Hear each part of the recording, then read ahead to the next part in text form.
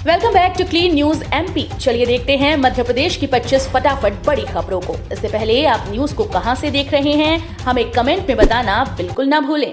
साथ ही हमारे Facebook page को भी फॉलो करें। फेसबुक पेज का लिंक डिस्क्रिप्शन में दिया गया है। इंदौर में बीए, बीकॉम और बीएससी की पूरक परीक्षाओं का रिजल्ट 30 दिसंबर तक। रिजल्ट में देरी की वजह से विद्यार्थियों को अगली कक्षाओं में प्रमोट करने में कॉलेजेस को परेशानी आ रही है। अब कॉलेजेस ने यूजी कोर्स की पूरक परीक्षाओं का परिणाम जल्द घोषित करने के लिए देवी अहिल्या विश्वविद्यालय को गुहार लगाई है। कुलपति डॉक्टर रेणु जैन ने पूरक परीक्षाओं के रिजल्ट दिसंबर अंतिम सप्ताह तक जारी करने के निर्देश दिए। मूल्यांकन में तेजी लाने के लिए कहा गया है। अधिकारियों के मुताबिक 30 दिसंबर तक रिजल्ट घोषित कर दिए जाएंगे। मध्य प्रदेश में 5वीं व 8वीं की बोर्ड परीक्षा अप्रैल में होने की संभावना। प्रदेश में स्कूल शिक्षा विभाग 13 साल बाद फिर से 5वीं 8वीं की बोर्ड परीक्षाएं शुरू करेगा। बोर्ड परीक्षा इसी सत्र 2021-22 से शुरू होगी। स्कूल शिक्षा राज्य मंत्री इंदर सिंह परमार के निर्देश पर इस सत्र से 5वीं व 8वीं कक्षा के विद्यार्थियों की बोर्ड परीक्षा ली जाएगी। इसके लिए राज्य शिक्षा केंद्र ने रूपरेखा तैयार कर ली है। ये परीक्षा अप्रैल में होने की संभावना है। इस सत्र से 13 साल बाद 5वीं व 8वीं की बोर्ड परीक्षा ली जाएगी। खेलो इंडिया यूथ गेम्स की मेजबानी करेगी मध्य प्रदेश। अगले साल होगा आयोजन।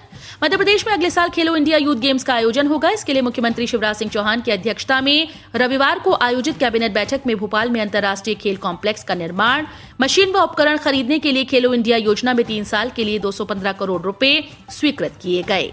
खेल कॉम्प्लेक्स का उपयोग विभिन्न प्रतियोगिताओं के लिए किया जाएगा। बैठक के निर्णयों की जानकारी देते हुए राज्य सरकार के प्रवक्ता गृह मंत्री डॉक्टर नरोत्तम मिश्रा ने बताया कि टोक्यो ओलंपिक में प्रदेश के खिलाड़ियों के उत्कृष्ट प्रदर्शन के बाद भोपाल में खेलो इंडिया यूथ गेम्स 2022-23 का आयोजन और भोपाल को खेलों का हब बनाने के मद्देनजर महत्वपूर्ण निर्णय लिया गया है।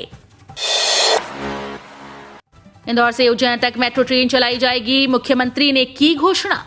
इंदौर शहर में 16 मेट्रो स्टेशन के भूमि पूजन के अवसर पर सीएम शिवराज सिंह चौहान ने कहा कि हमने तय किया है कि आर्थिक रूप से हमें मेट्रो ट्रेन या लाइट मेट्रो जो सुविधा युक्त लगेगी उसे हम इंदौर से सांवेर और सांवेर से होते हुए उज्जैन तक ले जाएंगे। मैं इसके सर्वे के निर्देश दे रहा हूं। मेट्रो ट्रेन के जरिए हम इंदौर व आसपास के शहरों को जोड़ेंगे, जिससे रोजगार के अवसर बढ़ेंगे। एमपी पंचायत चुनाव पर लगी रोक, कमलनाथ ने भी किया समर्थन। कहिए बात। मध्य प्रदेश में पंचायत चुनाव पर जारी अध्यादेश सरकार ने वापस ले लिया है। ऐसे में राज्य में पंचायत चुनाव पर फिलहाल रोक लग गई, जिसको लेकर कैबिनेट में सहमति बन गई है। मुख्यमंत्री शिवराज सिंह चौहान ने राज्यपाल से मुलाकात की है और चुनाव पर रोक के लिए राज्यपाल को प्रस्ताव भी भेजा जाएगा। 1 वर्ष में बैकलॉग के रिक्त पदों की होगी भर्ती। मध्य प्रदेश के मुख्यमंत्री शिवराज सिंह चौहान ने कहा कि 1 वर्ष में प्रदेश में बैकलॉग के रिक्त पदों की भर्ती की जाएगी। भर्ती के लिए शासन एक विशेष अभियान चला रहा है। इसमें विशेष प्रशिक्षण देकर भर्तियां होंगी। साथ ही इंदौर में अलग अलग केंद्र बनाकर विद्यार्थियों की समस्याओं का समाधान भी किया जाएगा। चौहान ने एकलव्य विद्यार्थी सम्मेलन में जनजातीय विद्यार्थियों के साथ संवाद कर रहे थे। इस मौके पर जल संसाधन मंत्री तुलसी सिलावट, संस्कृति मंत्री उषा ठाकुर, सांसद शंकर लालवानी, गजेंद्र सिंह पटेल और विधायक उपस्थित रहे। जबलपुर में कैबिनेट मंत्री कमल पटेल ने कहा कृषि कानून वापस आएगा, लेकिन किसानों से बातचीत और राय के बाद। प्रदेश के कृषि मंत्री कमल पटेल ने कहा कि पंचायत चुनाव करने के लिए प्रदेश सरकार तैयार नहीं। सरकार अब ओबीसी का आरक्षण संबंधित निर्णय पूरा होने के बाद ही चुनाव कराएगी।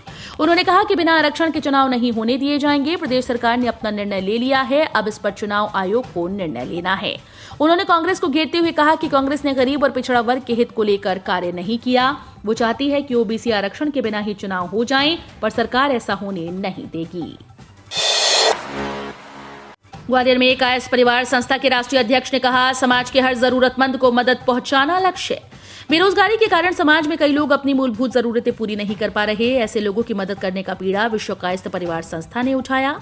ये बात संस्था के राष्ट्रीय अध्यक्ष A.K. श्रीवास्तव ने भारतीय पर्यटन और यात्रा प्रबंधन संस्थान में आयोजित राष्ट्रीय अधिवेशन में अध्यक्षीय उद्बोधन देते हुए कही।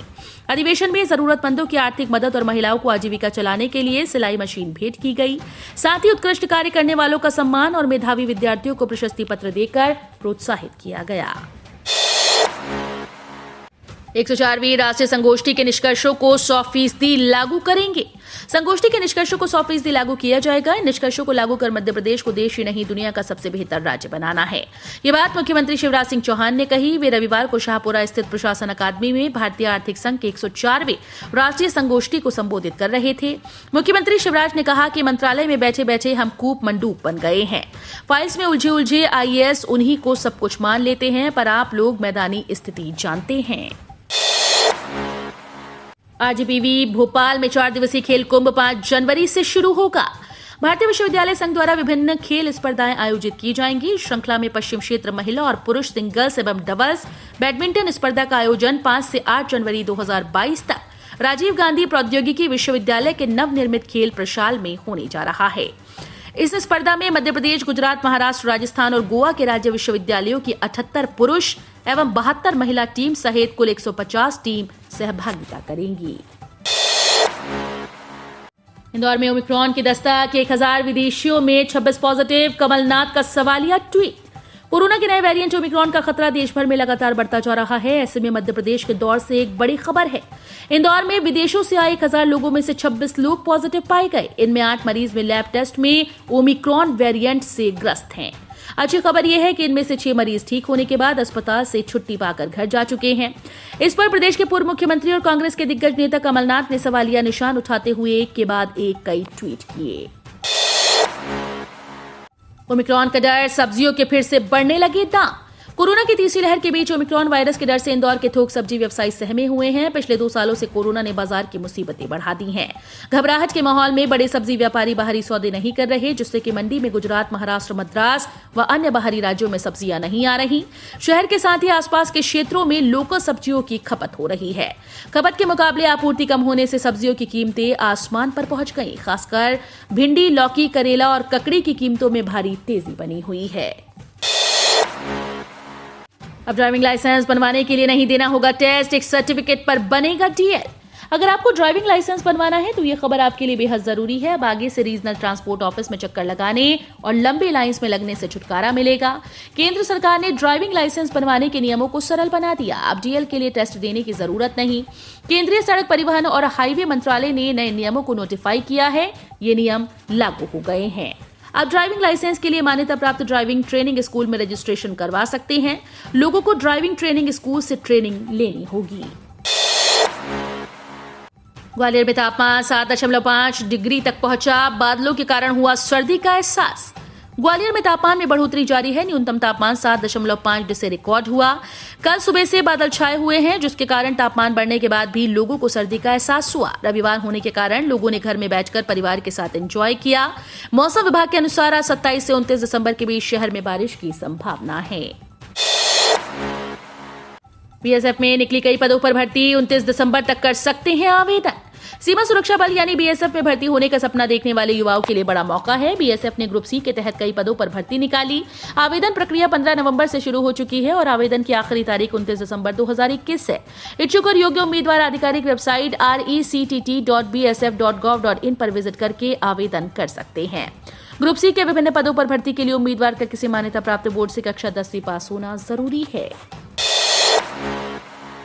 पीएम मोदी के आह्वान पर 8 से 14 जनवरी तक बनेगा स्वस्थ बालक बालिका सप्ताह।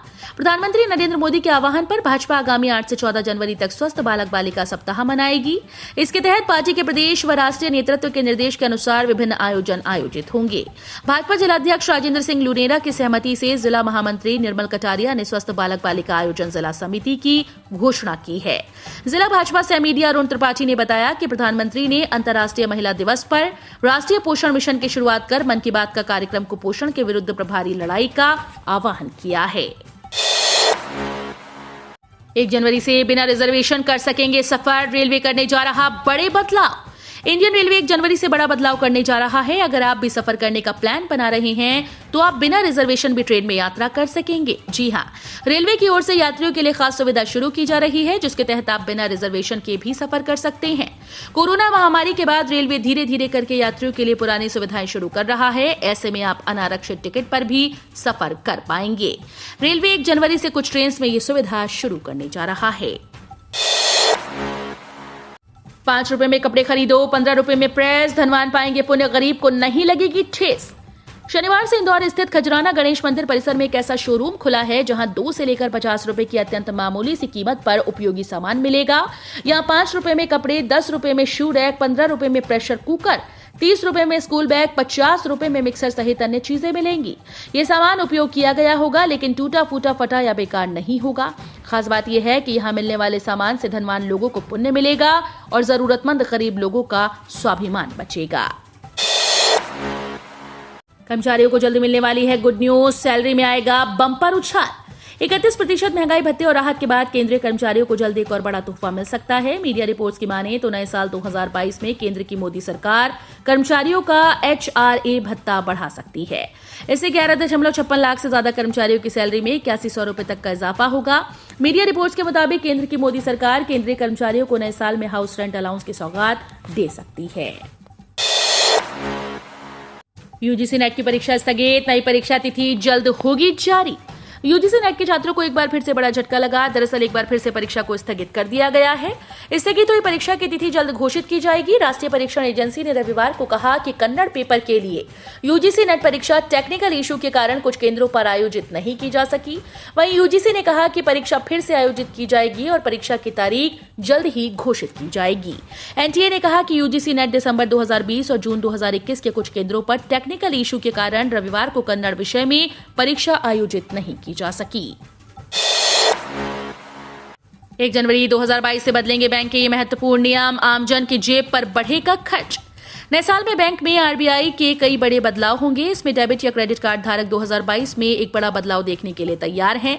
आरबीआई ने देश भर के सार्वजनिक और निजी बैंकों के लिए एटीएम से निकासी पर शुल्क बढ़ाने का फैसला किया। अब ग्राहक द्वारा मुफ्त मासिक सीमा समाप्त होने के बाद बढ़े हुए शुल्क लागू होंगे। इसके अलावा भारतीय रिजर्व बैंक ने टोकनाइजेशन पर बड़ा फैसला लिया है। कोरोना वैक्सीन की दूसरी डोज और एहतियाती खुराक में 9 महीने का हो सकता है गैप।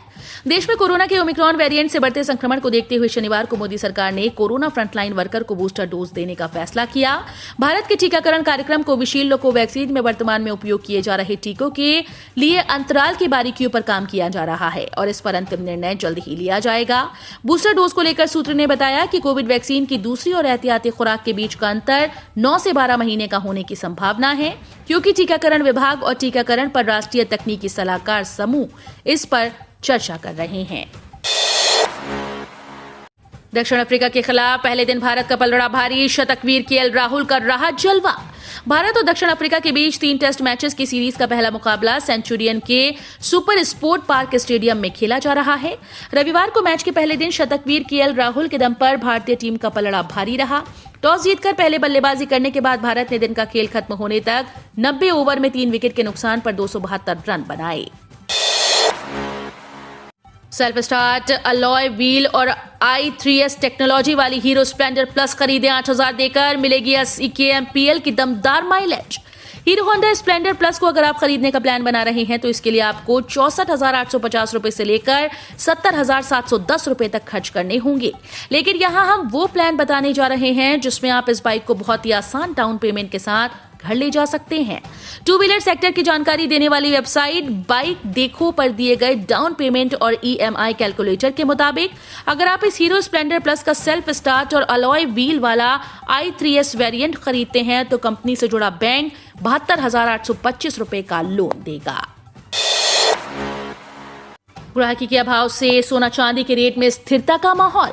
क्रिसमस के उपलक्ष्य में विदेशी मार्केट पूर्णतः बंद होने के कारण भारतीय बाजार भी प्रभावित हो रहा है। दरअसल अंतर्राष्ट्रीय बुलियन मार्केट पर ही भारतीय बाजार निर्भर करता है। वहां तेजी की स्थिति बनती है तो यहां भी बाजार बढ़ जाता है, लेकिन वहां बाजार बंद होने के कारण पिछले 2 दिनों से इंदौर सराफा बाजार में सोने और चांदी की कीमतों में स्थिरता बनी हुई है। हम रोज ऐसे ही न्यूज लाते रहेंगे। आपने अभी तक क्लीन न्यूज एमपी को सब्सक्राइब नहीं किया है तो फटाफट सब्सक्राइब कर लें। साथ ही बेल आइकन को दबाना बिल्कुल ना भूलें ताकि कोई लेटेस्ट अपडेट मिस ना हो।